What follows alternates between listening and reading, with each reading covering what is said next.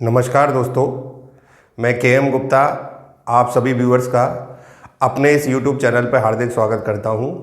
दोस्तों, आज हम वीडियो एग्ज़ाम्स के लिए जो हमने सीरीज चलाई है, जिसमें हम कुछ महत्वपूर्ण क्वेश्चन पैटर्न आपके सामने डिलीवर कर रहे हैं पिछले 2 वीडियो से, उसका आज हम समापन करने जा रहे हैं, क्योंकि वो एग्ज़ाम जस्ट अब आपके सामने है। इसे यूँ कह लें, ये आपके लिए लास्ट मिनट प्रैक्टिस है, जिसमें कुछ और महत्वपूर्ण क्वेश्चन बनाने के तरीके मैं आपके सामने रखने जा रहा हूँ। मे बी पॉसिबल आप इन तरीक़ों से एग्ज़ाम में बहुत ज़्यादा फ़ायदा उठा सकें। तो बिना समय गंवाए हम हमारी सीरीज़ को स्टार्ट करते हैं। ये लास्ट वीडियो होगा हमारी इस सीरीज़ का, जिसमें कुछ इम्पॉर्टेंट पैटर्न मैं आपके सामने डिलीवर करने जा रहा हूँ। दोस्तों, वीडियो पसंद आता है तो लाइक ज़रूर करें और अपने कमेंट इसके साथ ज़रूर जोड़ें। लेट्स सी, अब शुरुआत करते हैं। तो आज जो मैं आपके सामने पैटर्न ला रहा हूँ, पिछली वीडियो में मैंने लास्ट में सब्जेक्ट वर्ब एग्रीमेंट के बारे में चर्चा की थी। 2 पैटर्न बताए थे आपको, एक तो सपोजिशन, एक डिस्ट्रीब्यूटिव प्रोनाउन के बारे में बताया था। अब मैं जो बताने जा रहा हूँ ये एक बहुत छोटी सी चीज़ है, पर इतना एक्सप्लोर हो चुका है एग्ज़ाम में, इतना पूछा जा चुका है कि शायद आप उम्मीद ना करें। और इसमें सब आँखों का खेल है, आँखों का धोखा है। ये एक ऐसी चीज़ है जिसमें एग्जामिनर आपको चीट कर सकता है। तो मैनी और मैनी ए/एन में क्या अंतर है वो यूँ समझें, एक चित्र से यूँ मान लें कि अब हम अगर मैनी से वाक्य बनाएं तो इसके तुरंत बाद एक नाउन जुड़ती है और वो प्लूरल होती है। तो ऐसी स्थिति में जो वर्ब लगती है वाक्य में, वो कैसी फॉर्म में रहती है? प्लूरल। अब बच्चा दिमाग में एक इमेज बना लेता है कि जब मैनी से वाक्य चालू होता है तो मैं क्रिया प्लूरल लगाऊंगा। एग्जामिनर इसी इमेज का फ़ायदा उठा के उसको परेशानी में डाल देता है। कैसे कि मैनी से चालू करता है, उसके बाद ये 2 आर्टिकल में से एक लगाता है। अब ये इतने छोटे होते हैं कि कई बार बच्चे को जोश में नज़र नहीं आते, केवल यही नज़र आता है। इसके बाद जो नाउन है वो बट ऑब्वियस सी चीज़ है कि वो सिंगुलर होगी, पर ऐसा कर देने से जो क्रिया लगेगी वाक्य में वो कैसी फॉर्म में होगी? सिंगुलर। ये जो मैं पैटर्न बता रहा हूँ ना, इतना अल्टीमेट पैटर्न है कि आपके लिए क्वेश्चन एग्ज़ाम में सामने बन के आ सकता है, जिसका आप मैक्सिमम फ़ायदा उठा सकते हैं। तो अब हम पैटर्न तो समझा चुके हैं, इसका एग्जाम्पल मैं आपके सामने लेके आता हूँ। Let's see.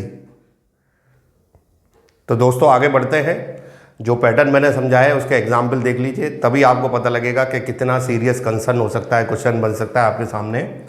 मैंने दोनों तरीके से बनाया है क्वेश्चन। पहली स्थिति में जैसा मैंने बताया था, मैनी के तुरंत बाद नाउन प्लूरल आती है अगर डायरेक्टली जोड़ें, तो ऐसी स्थिति में तो आपकी क्रिया कैसी हो जाएगी? प्लूरल। ये फिक्स है, इसमें कोई बीच में अवरोध नहीं आ रहा है। अगली स्थिति में देखें कितना अच्छी तरीके से क्वेश्चन बनाया एग्जामिनर ने। मैनी को यूज़ किया है, एक छोटा सा आर्टिकल यूज़ किया, फिर नाउन जोड़ दिया। अब बच्चे यहाँ पे दिमाग में इमेज बना के जाते हैं कि मैनी से आने वाला सब्जेक्ट प्लूरल होता है, तो वो यहाँ मात खा जाते हैं। ये गलत है।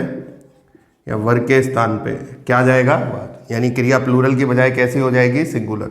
तो ये दोनों पैटर्न में अंतर बड़ी अच्छी तरह समझ लें। मैनी के साथ प्लूरल नाउन है तो क्रिया प्लूरल, ए और एन जोड़ के अगर नाउन जोड़ेंगे तो क्रिया कैसी हो जाएगी? सिंगुलर।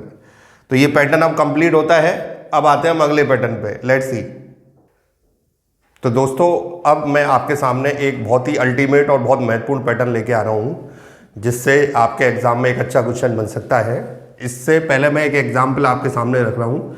बहुत अच्छा क्वेश्चन है। Mother as well as all her children are going for a picnic today. अंग्रेजी में कई स्टूडेंट ऐसे होते हैं, कई क्या मैक्सिमम स्टूडेंट ऐसे होते हैं जो अपना ज्ञान लगाते हैं और वो सोचते हैं हम जो मन में आएगा वो उत्तर दे देंगे। पूरा ग्रामेटिकल पोर्शन मैथमेटिक्स होता है। तो यहाँ पे जो चीज़ है ना, बच्चा कैसे ज्ञान लगाता है कि माँ और बच्चे यानी बहुत सारे लोग जा रहे हैं, क्रिया प्लूरल और कहानी खत्म। तो ये ज्ञान उसके लिए बहुत मुसीबत हो सकता है। इसको समझ लें क्या रूल लगेगा इसमें। इसमें क्या होता है कि अंग्रेजी में कुछ सब्जेक्ट के स्थान पे शब्दों का इस्तेमाल होता है 2 नाउन को जोड़ने के लिए, जिन्हें हम पेयर वर्ड कहते हैं। पी से संबोधित कर रहे हैं। तो इन पेयर वर्ड से पहले एक नाउन आती है और बाद में एक नाउन आती है, और ये इतने मिक्स हो जाते हैं कि आपको लगेगा एक ही सब्जेक्ट है। अगर आपको इसकी पहचान हो गई, ये पेयर वर्ड लिखे मैंने सारे, आप नोट कर लेना वीडियो स्टॉप करके आराम से। तो जितने भी ये पेयर वर्ड है वो यहाँ आएंगे, और एक नाउन पहले और एक नाउन बाद में। जैसे यहाँ पे देख लें, ये आपका पेयर वर्ड हो गया लिस्ट में से, ये नाउन पहले और ये नाउन बाद में। अगर आप ये रूल जज कर लेते हैं तो ये ध्यान रखना है कि पेयर वर्ड से पहले जो भी नाउन आ रही है उसके हिसाब से क्रिया लगेगी। अब चूंकि ये सिंगुलर है तो ये गलत है। यहाँ आर के स्थान पे क्या जाएगा? इस। बहुत इंपॉर्टेंट कंसेप्ट है, इसको रिवाइज करके जाइएगा एग्जाम से पहले। हो सकता है आपको एक अच्छा क्वेश्चन इसके ऊपर मिल जाए। तो इस तरीके से है, ये आपने समझ लिया। अब आते हैं हम अपने अगले पैटर्न पे, लेट्स सी। तो दोस्तों आज के एक और नए और बहुत ही मास्टरपीस पैटर्न की ओर मैं आपको लेके आ रहा हूँ। ये सब्जेक्ट वर्ब एग्रीमेंट के माइलस्टोन, मील के पत्थर माने जाते हैं। अगर आप इनको अच्छी तरह अभ्यास कर लें तो ये मैं आपको अश्योर कर देता हूँ, एग्ज़ाम में आपको निश्चित रूप से ऐसा लगेगा कि ये चीज़ें हमसे परिचित हैं जब आप क्वेश्चन का आंसर दे रहे होंगे। तो मैं आपको अगला पैटर्न समझा रहा हूँ। इसको हम ऐसा क्वेश्चन मानते हैं कि एक ही पेपर में 5-5, 6-6 क्वेश्चन तक आए हुए हैं इस पैटर्न पे, और बहुत टिपिकल भी होता है। ये बनता है वन ऑफ के द्वारा। ये सब्जेक्ट वर्ब एग्रीमेंट का एक इंपॉर्टेंट कंसेप्ट है कि if sentence start with one of, यदि वाक्य में वन ऑफ से वाक्य चालू होता है तो आगे जो वर्ब आएगी वो सिंगुलर होगी, ध्यान रख लें। दूसरा कंसेप्ट क्या है कि कोई सब्जेक्ट लगाएं फिर वर्ब लिखें, इसके हिसाब से लगेगी ये वर्ब यहाँ पे, फिर मध्य में वन ऑफ आए। ये सबसे ज़्यादा पूछा जाता है। तो इस वन ऑफ के बाद जो आगे कोई क्रिया आएगी वो कैसी फॉर्म में होगी, प्लूरल। तो ये दोनों बिंदु आप अच्छी तरह समझ लें। अब इनके एग्जाम्पल देख लें। जैसे वन ऑफ से शुरू हो रहा है तो यहाँ पे आपको ज़्यादा ब्रेन अप्लाई नहीं करना है, सीधा पता है क्रिया सिंगुलर, तो आर की जगह क्या जाएगा, इस मुद्दे को ध्यान से समझ लें। देखो सब्जेक्ट, फिर उसके हिसाब से यहाँ क्रिया, फिर मध्य में क्या आ रहा है, वन ऑफ।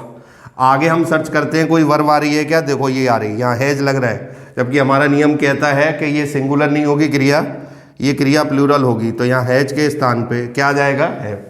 तो इस कंसेप्ट में आपने देखा कि वन ऑफ से शुरू होता है तो क्रिया सिंगुलर, और वन ऑफ आपका मध्य में आ जाता है। तो ध्यान रखें कि आगे आने वाली, पीछे वाली नहीं, आगे आने वाली कोई भी क्रिया प्लूरल फॉर्म में रहेगी। तो ये कंसेप्ट आपको क्लियर हो जाना चाहिए। अब आते हैं हम हमारे अगले पॉइंट की ओर, लेट्स सी। तो दोस्तों आज के इस श्रृंखला के एक लास्ट और बहुत ही महत्वपूर्ण कंसेप्ट की ओर मैं आगे बढ़ता हूं। इसमें सब्जेक्ट वर्ब एग्रीमेंट का एक इंपॉर्टेंट पॉइंट है जिसके दो पार्ट हैं, ए और बी। ए पार्ट में अभी आपके सामने रख रहा हूं। ये कुछ शब्द हैं जिनको आप ऐसे याद रख सकते हैं कि ये वन और बड़ी के कॉम्बिनेशन से बने होते हैं, जैसे everyone everybody, no one nobody, someone somebody.